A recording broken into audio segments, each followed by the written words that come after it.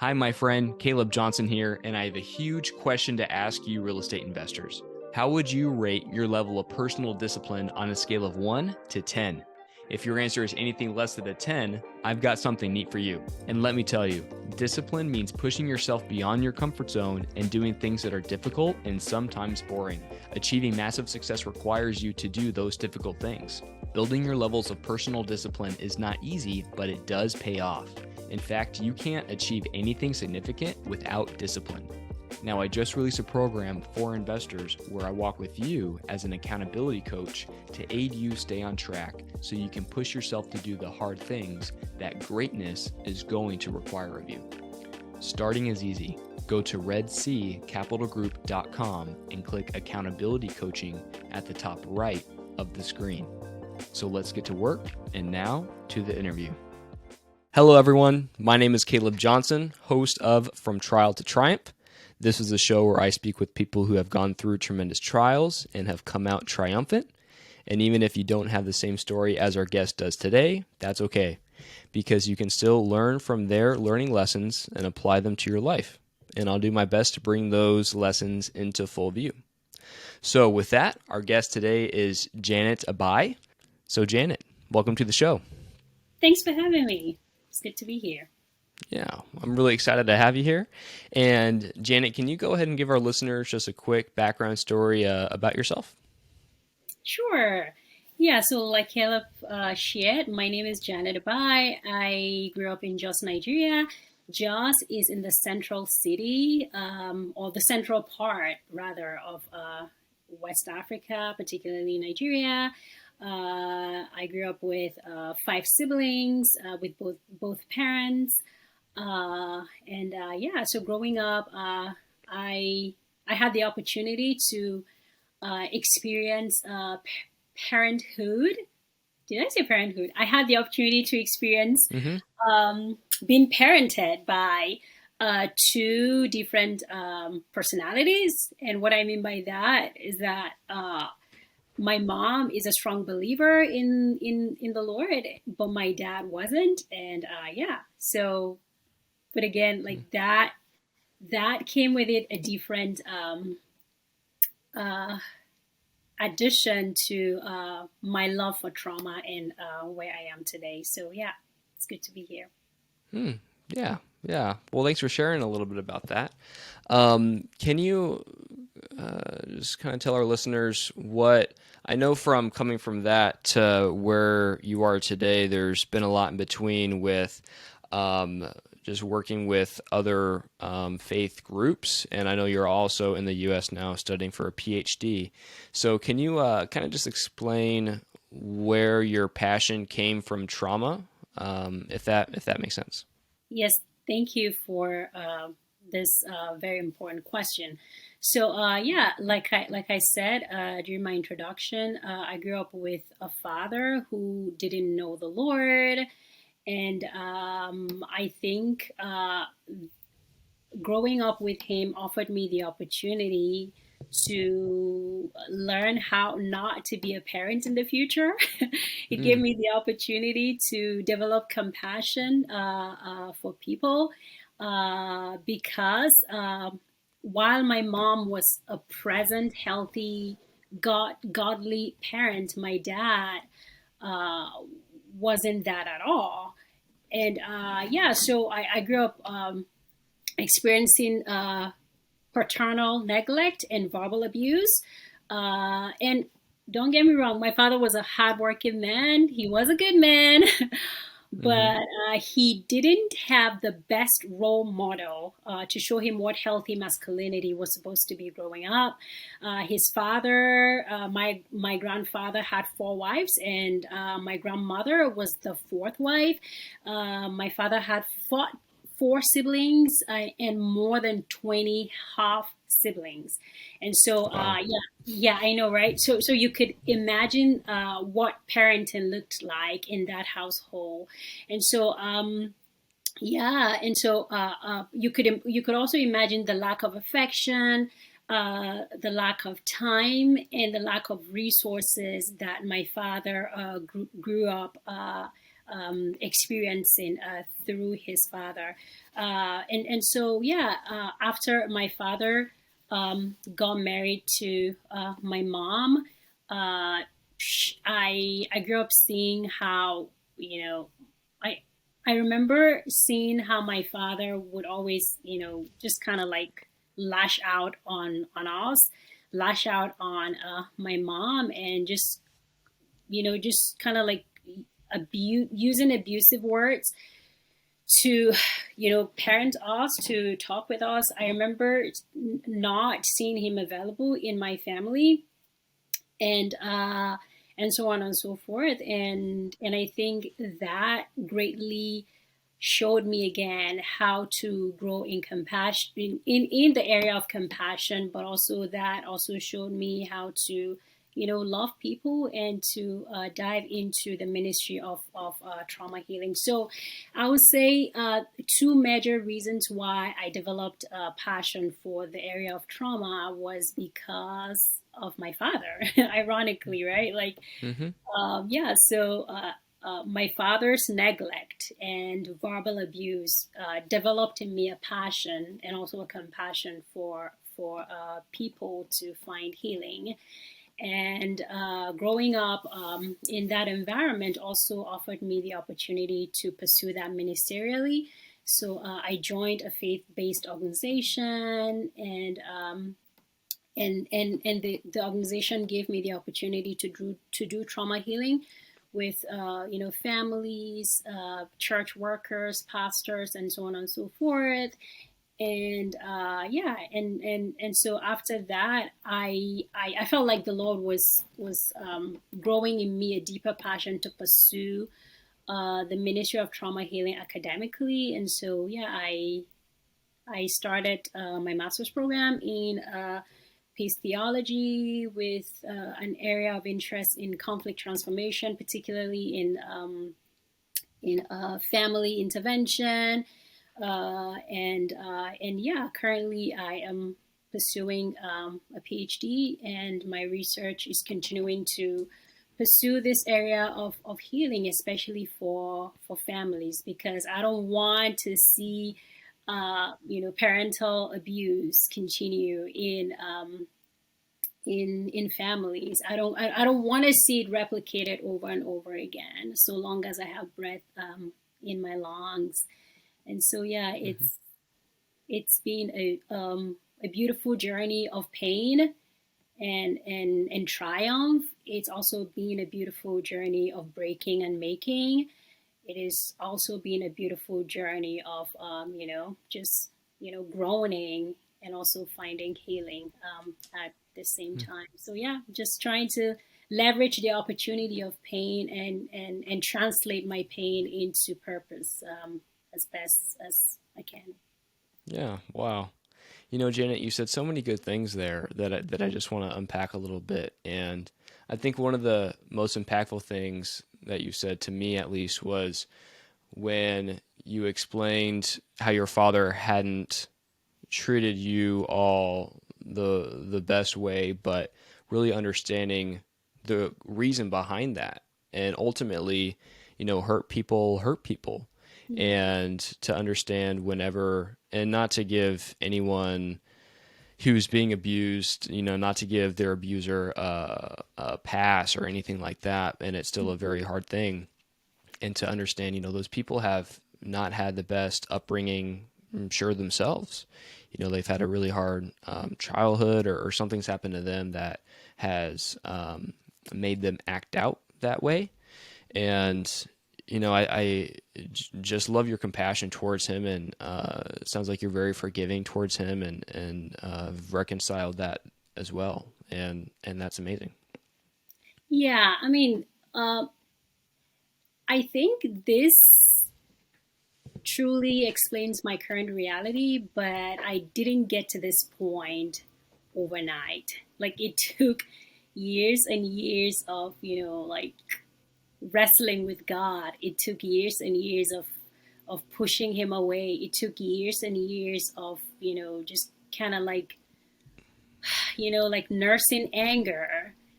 And I remember when the Lord challenged me to begin to look at my father differently. And this was in 2015. This was, I believe, September 30th, 2015. I was praying in my parents' house. And I remember hearing the voice of the Lord clearly. Like, I remember God saying, Janet, I know that your dad has not been the best dad. I know that he has failed you. I know that he has wronged you. And I know that you want to live a fulfilled life. But for you to be able to experience joy, for you to be able to experience total restoration, you need to let go. You need to release. You need to find a way to forgive this person. And, I think sometimes people find it hard to forgive because they believe that forgiveness disempowers. They believe that forgiveness causes injustice to be celebrated on the part of the perpetrator. But the reality is, for me, that, like, forgiveness was very empowering. I remember crying. I remember, just wrestling with the Lord for almost 2 hours. Like, I was kind of like wailing. I was like, Lord, I don't want to forgive. Like, I feel like forgiving will put me in a very vulnerable stage, and because I was so afraid to be that vulnerable, and maybe I was also afraid to kind of like lose control. I found it hard to listen to that voice at the time, but I remember the Lord saying to me, Janet, you're going to be empowered by forgiving. You are going to live a free life by forgiving. You are going to experience deeper joy, deeper grace, deeper breakthroughs through forgiving. And I remember going to my dad and kneeling down, like culturally, he was supposed to be the one to kind of like kneel down and ask for forgiveness, right? But I clearly heard the Lord said to me, Janet, go to him. Like the Lord spoke to me with specific instructions. He was like, go to him, kneel before him, and look at him in the eye and say, Dad, you have wronged me. You've wronged my siblings. You've wronged my mom. But I just want you to know that I have forgiven you.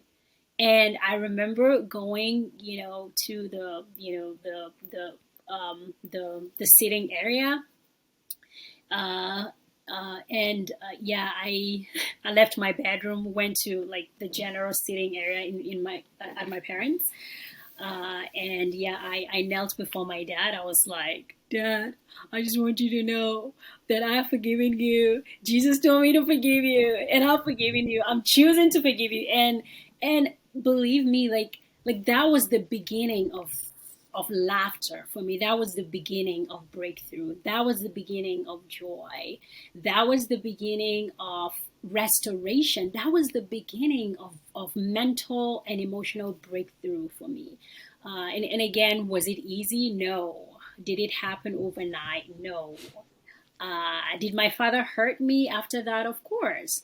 But I received a type of freedom that I wouldn't have experienced had I not responded through forgiving my father. So yeah, I think this is one of the subcategory of theology and trauma that I preach everywhere I go.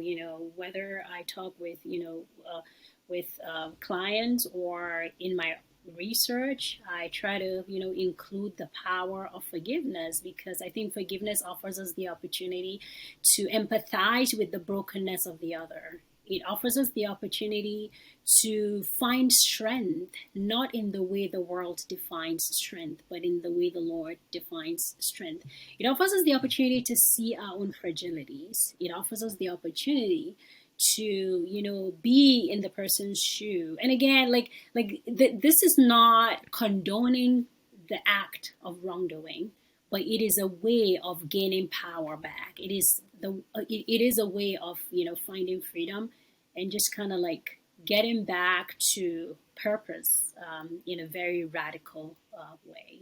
Since we're already kind of there, I'd like to talk about the trauma and how, I guess, for the first step for someone who has experienced trauma, what is the first step for them to begin the road of recovery?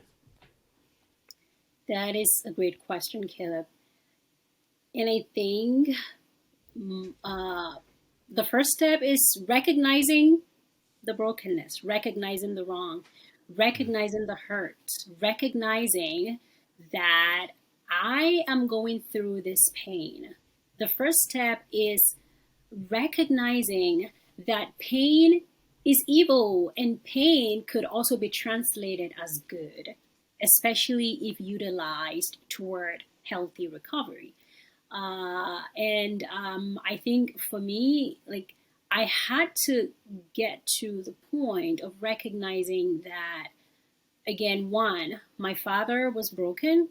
He was carrying a historical familial trauma due to a broken paternal relationship that he had with his father. My father didn't experience healthy affections from his father growing up. I had to recognize that my father was impoverished of healthy emotions. I had to recognize that my dad didn't experience healthy attachment growing up. I had to I had to come to a place where I saw myself in my dad's shoes. Okay, and so with that came, of course, lots of questioning. With that came lots of tears. With that came a type of vulnerability that I had never experienced before. But that experience of recognizing the brokenness, recognizing and naming the pain, offered me the opportunity to begin to find ways of healing. And for me, one way that I found healing was through helping others, and so I again joined this organization that offered me the opportunity to train in trauma. And I remember doing trauma healing with, children who are experiencing different types of pain. I remember doing trauma training and trauma facilitations for women who are victims of domestic violence, and continue to just kind of like see the brokenness of my father in them, but also see the hope or the potential of healing and the potential of new beginnings. So again, like I'll say, first of all, recognize the pain, but don't stay at recognizing the pain. Recognize the complexity of trauma. Trauma is complex, What are the histories behind your pain? How did you get to this particular place? Who contributed? What was your contribution in it? What was the perpetrator's contribution in it? And so again, like counting the pain, and also finding ways to mitigate those problematic situations. And so, like, again, so for me, like, after I made an analysis of my pain, I was able to, find ways to translate my pain into purpose by serving other hurting people. And I did not just stop at that, but I also continued studying about trauma, because just like in many parts of the world, I'd say there is a huge stigmatization with mental health intervention in Nigeria. Plus, I didn't have enough resources to go for, professional therapy, right? But I had to find localized way of dealing with my pain. And if you're listening to this today and you're like, well, I'm going through this pain. Well, Janet, I have calculated my pain. I've made my traumatic analysis. I have named my pain, but I don't have the money for enrolling or to enroll myself in therapy. I just want you to know that there are countless other opportunities to heal from your trauma. Going to therapy is one. I still do therapy now, but 5 years ago, like I didn't have the resources to enroll myself in psychological counseling. But again, like I found opportunities to heal, and one way to heal again is is by listening to podcasts such as this. Is by listening to or watching videos that are concentrated on trauma healing and crisis intervention. Another way to find healing is by building communities, like building healthy communities, maintaining a healthy social life, maintaining a healthy a nutritional lifestyle, eat healthy, sleep well, exercise as much as you can, and never stay isolated. So those are some of the traditional but also very vital contextual ways that I remember embracing when I started my journey of recovery. And I still, to this day, I am continuing to do those traditional but very vital ways of trauma intervention on me, but I also try to encourage others. So never take for granted the blessing of healthy communities. Never stay isolated. Embrace physical exercising, because it helps your brain function, it helps your blood flow, it regulates your blood sugar, it reduces anxiety, and it helps you stay fit. Hello, who doesn't want that? So, Hey guys, if you're enjoying the content of our podcast, but you have additional real estate investing questions, I'm happy to answer those questions for free. Head over to redseacapitalgroup.com and book an appointment with me. Not only am I the host of the show, but I am actively buying and already own properties across the US. So feel free to schedule a time that works best for you. Visit redseacapitalgroup.com to book your appointment today. Janet, I was asking myself this question, and I guess, what is defined as trauma? Because we could think people who have gone through, anyone that would hear their story and they would know that they have trauma, but some things might not be at that level. But is there a technical definition for trauma? because of the complexity of the concept of trauma and the multidisciplinary nature of trauma, it is hard to confine it to one definition. And I'm saying complexity because people in medical sciences define trauma differently than people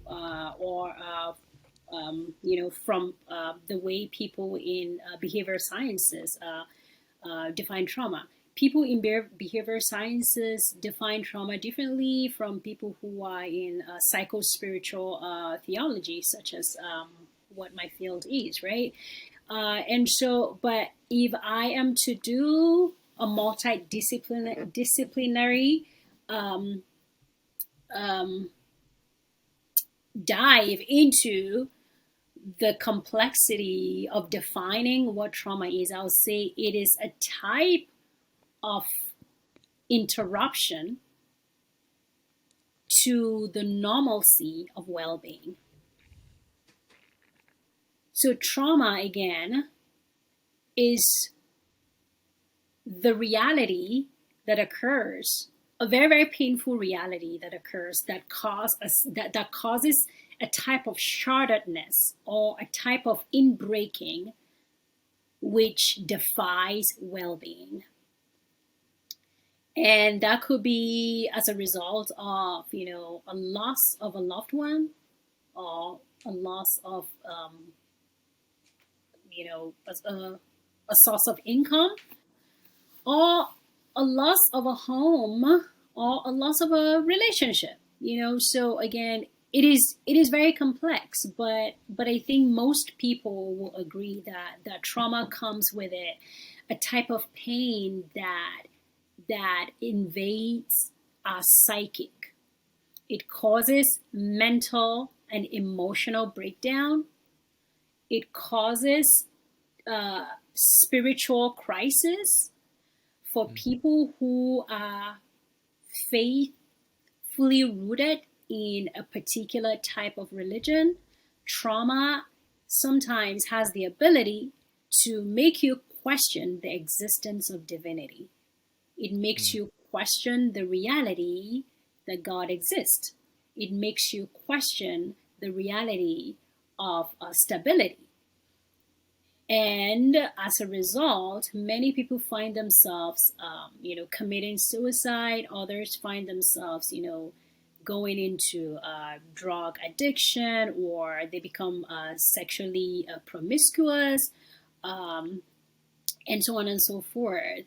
But again, like, I like to tell people that as painful as trauma could be, it could also be a very beautiful thing that ushers us into our purpose. It could also be a very, very beautiful thing that teaches us what justice should look like. It could also be a beautiful thing that helps people to find ways to advocate for well-being, to find ways to advocate for truth, to find ways to advocate for stability, and to find ways of advocating for healthy living and life satisfaction.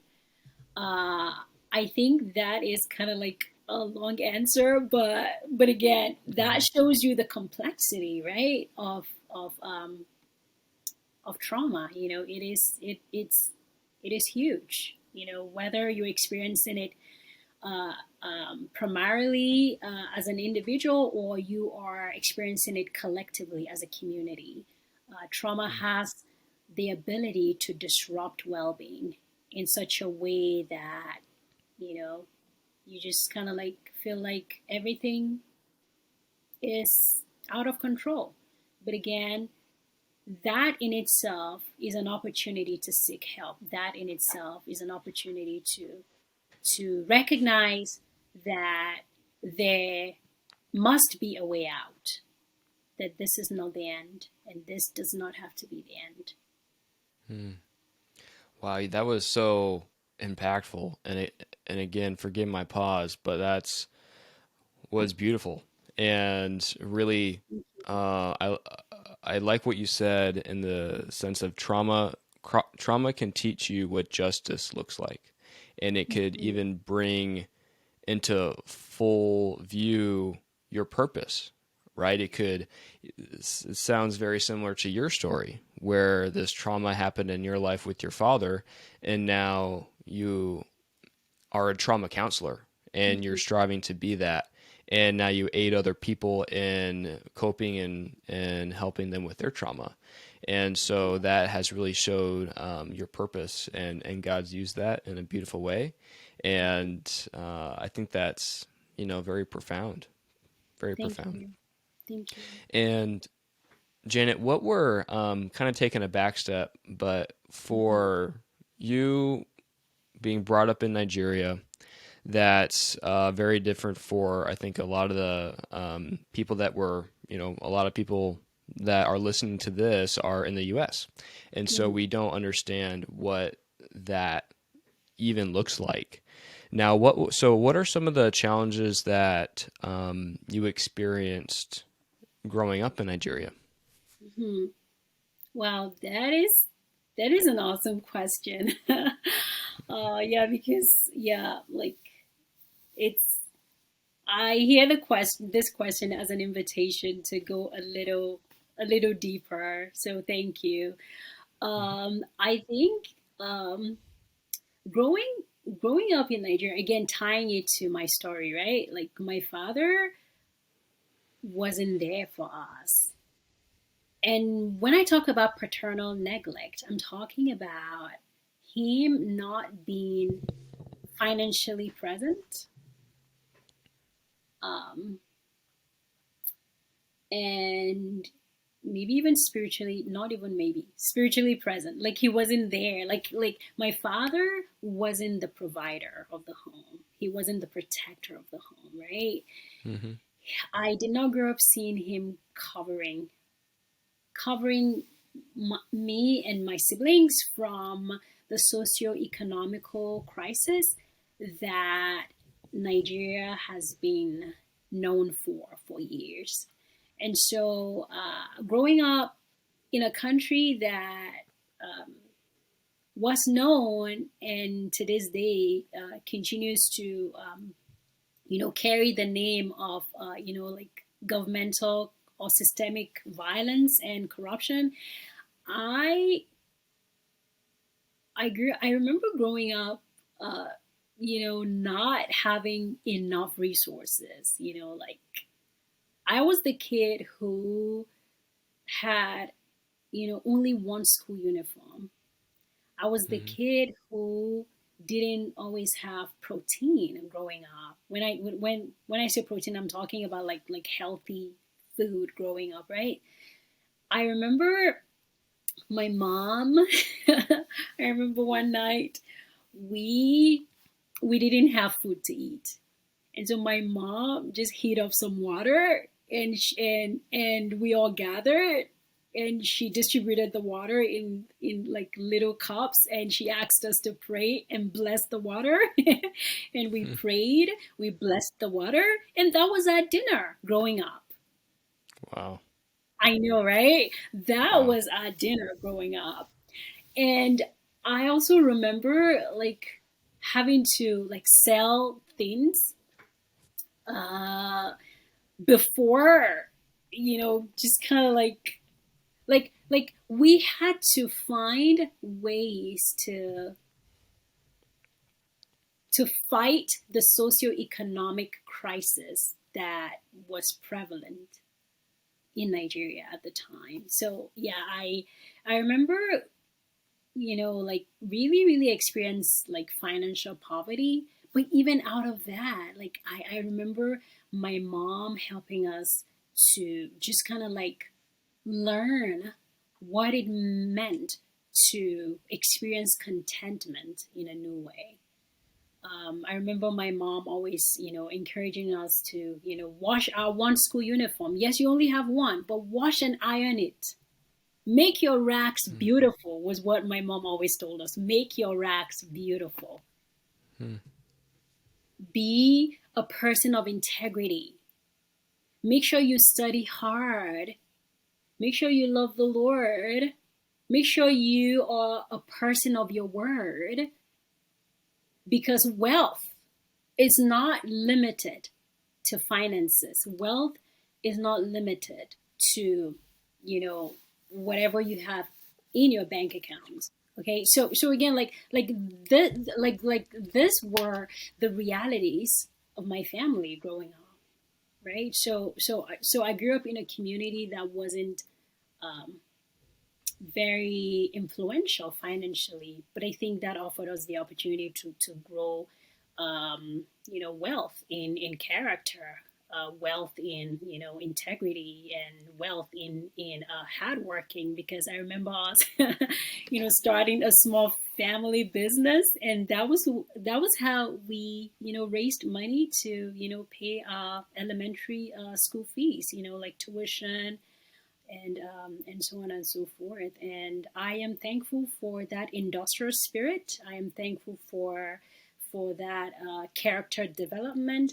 I wouldn't want my future children to experience what I experienced growing up.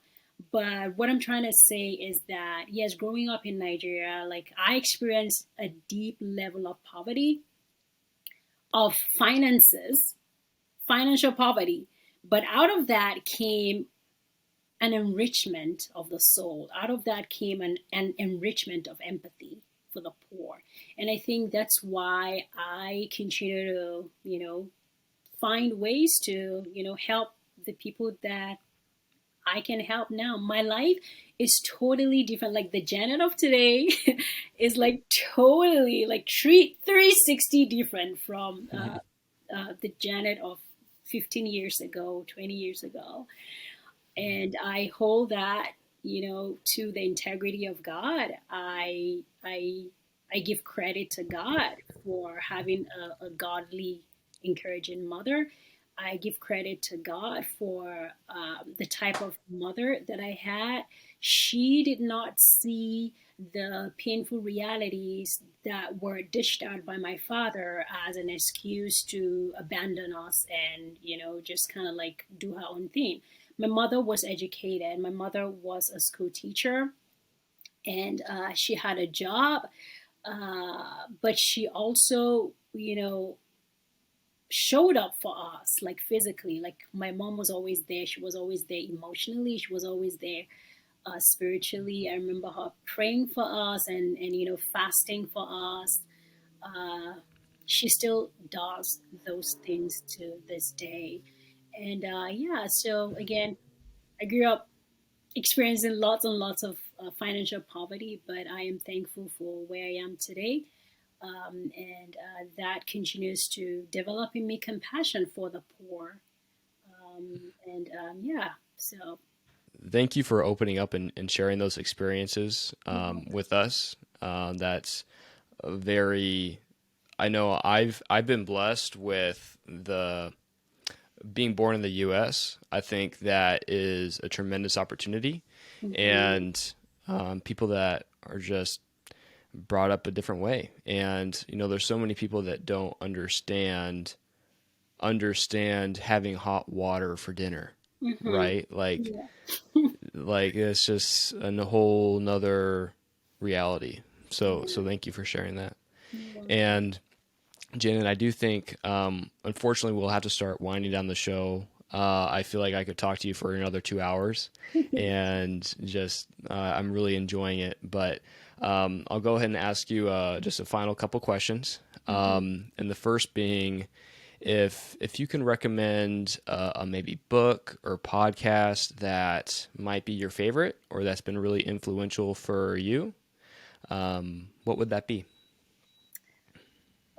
Wow, I have lots and lots of recommendations, but I know one that has been influential to my healing journey, but also my academic pursuit is a book written by Judith Hammond. She is a psycho analyst and yeah, a researcher and a very prolific writer. And yeah, just um, yeah, and I again like I.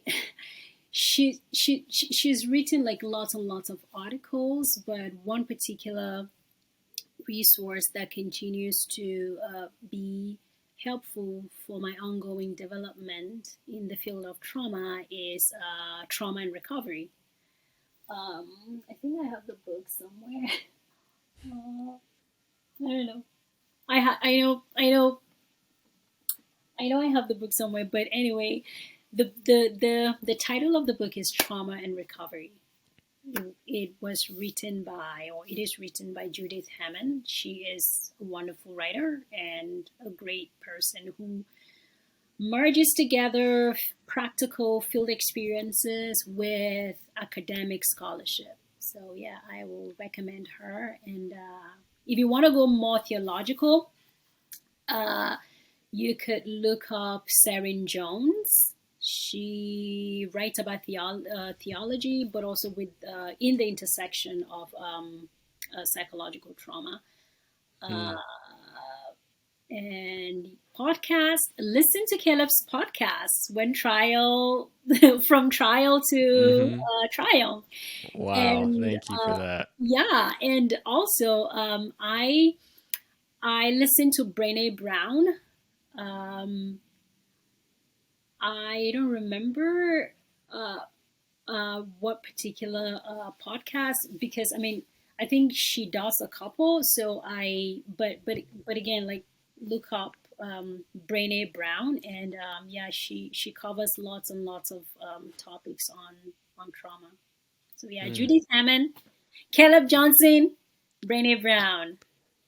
you're awesome, Janet. Thank you. You're welcome. And it sounds like to me, even those trauma books, even if someone isn't wanting such an in-depth look into trauma as you are, Janet, but I would still think that even reading those books would aid the reader in some way in either how to help other people or help themselves, and maybe be on the lookout for other just things in their life that I'm sure would be helpful to them. So, Absolutely. Absolutely. and Janet, is there a way that people can maybe learn more about you, your ministry background, or if people have more questions about you, or maybe even want to support you? Where's the best place for them to do that at? Uh, like Caleb shared in the introduction, I just started a new YouTube channel. It's called When Trauma Meets Theology. So you could find me on YouTube. I hope to use the Christmas break to create content and upload on the YouTube channel. And yeah, I'm also on Instagram, Janet Abai. I'm also on Facebook, Janet Abai. And yeah, I look forward to connecting with you all. Great. And Janet, the last question would be if you can share one final thing with our listeners that they can take away from today's show, what would that be? Be there for your loved ones. Be Mm, there for your loved ones. Show empathy. And remember that forgiveness is self empowerment. Forgiveness brings healing. And forgiveness is not the condoning of evil. Instead, it reduces evil in the world, and also utilize the beauty of touch. This was something I wanted to talk about. Utilize the beauty of community, but also utilize the beauty of touch. As I was preparing for this podcast, I looked up an article that was written by Nicole McNichols on hmm Psychology Today. I think it was written in August 2021, and she talked about the dangers of touch deprivation. And she says touch deprivation is correlated with negative health outcomes such as anxiety, depression, and immune system disorders. And mm, also, touch deprived children have lower cortisol and growth development levels compared to children who experienced healthy touch as kids. Uh, wow. I think one of the things that I continue to, grieve was not having that paternal touch, with my father, and this is something I'm continuing to walk on as an adult. And so, yeah, hold your children, kiss your children, hold them close to you while you can, cover them in prayer, do activities with them. Do not allow an unhealthy detachment to set in. Family is a beautiful, beautiful blessing. I think the family circle is the nursery for creating hope and creating, systemic repair. And so, yeah, like if you have your loved ones with you, please love on them, hold them, forgive, show empathy, love the poor, support people as much as you can, love the Lord, and also care for yourself because the world needs you, your family needs you. Okay, so don't get lost in empathy and forget that you also need to pause and care for yourself. So again, yeah, the power of touch. Do Wow. it healthily with your loved ones. Touch your children, hold them closely. And let them know what healthy touch means because it'll help them um, when they become adults. Help them to replicate the Mm, same and yeah, forgive and show empathy. wow. Janet, this has been one of the favorite conversations I've had in a very long time. So I've really enjoyed having you on the show and just talking with you and learning more about you, your story, and just what you're doing in the field of trauma. It's really fantastic to see. And so I just want to thank you again for being here today. And I wish you all the best. Thank you very much for having me. It was an honor. Well, everyone, thank you for tuning in, and we'll catch you next time. Bye. It's time to grab your victory. Find us on the web at redseacapitalgroup.com and follow us on Instagram and Facebook at Red Sea Capital Group.